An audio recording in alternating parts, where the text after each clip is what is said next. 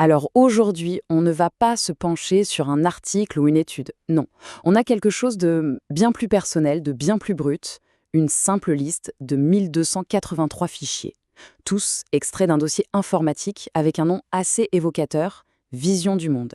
Et ensemble, on va tenter de décoder l'esprit numérique que cette archive révèle. Voilà notre plan de match. On va vraiment procéder comme des archéologues du numérique. On va creuser, couche par couche. On commencera par une culture populaire que tout le monde partage, puis on verra comment ça glisse vers une quête de réponse, une grande enquête, avant d'atteindre le noyau dur fait de conflits et d'obsessions. Mais juste avant de plonger, petite question. Que pourrait bien raconter un simple dossier de téléchargement? Quelles histoires, quelles angoisses, quelles curiosités s'y cachent? C'est une bonne question à garder en tête. 1283 fichiers. Il faut bien prendre la mesure de ce chiffre. Ce n'est pas juste quelques téléchargements faits au hasard, non. C'est un travail quasi encyclopédique. C'est un effort conscient pour documenter, pour comprendre et finalement pour construire sa propre réalité. Donc, notre approche, ça ne va pas être de voir ça comme un simple inventaire. Non, il faut l'aborder comme, oui, comme la carte d'un esprit. On va suivre un parcours qui nous emmène de la surface, très familière, jusqu'à un noyau beaucoup plus intense, beaucoup plus personnel, pour vraiment comprendre l'histoire qui se dessine. Et puis, le nom du dossier, Vision du monde, ce n'est pas anodin du tout. C'est même une sacrée déclaration d'intention. Une vision du monde, ce n'est pas juste une opinion passagère, c'est une structure, un système de pensée. Cette archive, c'est donc la matière première, les briques utilisées pour bâtir et consolider une certaine perception du réel. Alors, quand on commence à gratter la surface de cette archive, la toute première chose qu'on trouve, la couche la plus accessible, eh bien c'est du connu. C'est de la culture populaire presque universelle. C'est le point de départ, un terrain commun. Et c'est assez frappant de voir à quel point c'est familier. On a quoi? La Grande Vadrouille, le Bon, la Brute et le Truand, Titanic, des Louis de Funès, les Bronzés et même Jésus de Nazareth. Bref, c'est vraiment le fond de commerce de la culture de masse du XXe siècle. Donc on part de là, d'un socle commun, d'histoires que beaucoup de gens connaissent. C'est un espace qui n'est pas du tout conflictuel.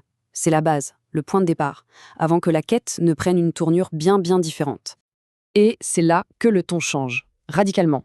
On passe du simple divertissement, du visionnage un peu passif, à une véritable démarche d'enquête active. Une enquête souvent très sceptique sur la façon dont le monde fonctionne réellement.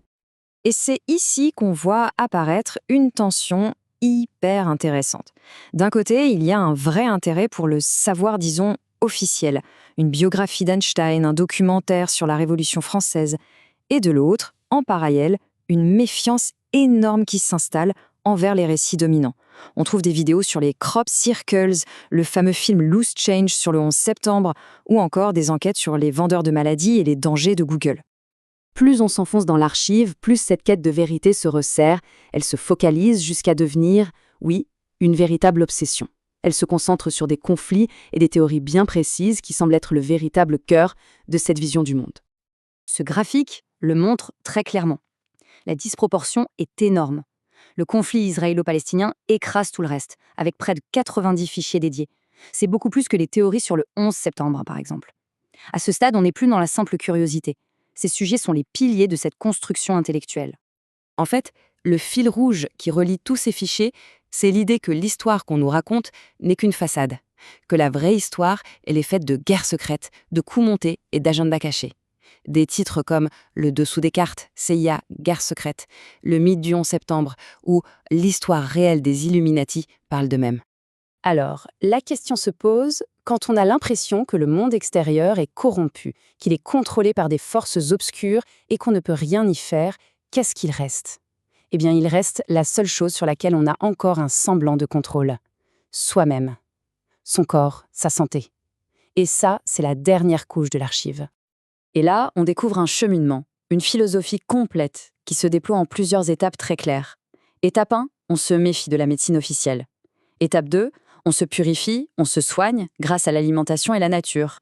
Étape 3, on rejette activement les poisons modernes, que ce soit le Wi-Fi ou les vaccins.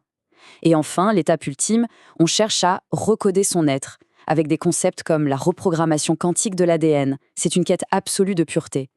Bon, récapitulons un peu ce voyage. On est vraiment parti d'un terrain connu de tous pour plonger petit à petit dans les couches les plus profondes et les plus personnelles d'une vision du monde particulièrement construite. Ce tableau résume parfaitement la structure de cette vision du monde. On voit bien la progression. On a la surface, la culture partagée, puis la couche de l'enquête où le doute s'installe, ensuite le noyau dur, l'obsession autour de certains conflits. Et enfin, la réponse à tout ça, une quête intérieure de pureté et de contrôle. La trajectoire est finalement très logique, de l'extérieur vers l'intérieur. Tout ça, c'était donc l'archive d'une seule personne. Une tentative de cartographier le monde, de lui donner un sens à travers une collection de fichiers. Et ça nous laisse avec une question un peu vertigineuse en fait. Si un jour, des archéologues du futur tombaient sur nos propres archives numériques, quelle histoire de notre temps est-ce qu'elles raconteraient ?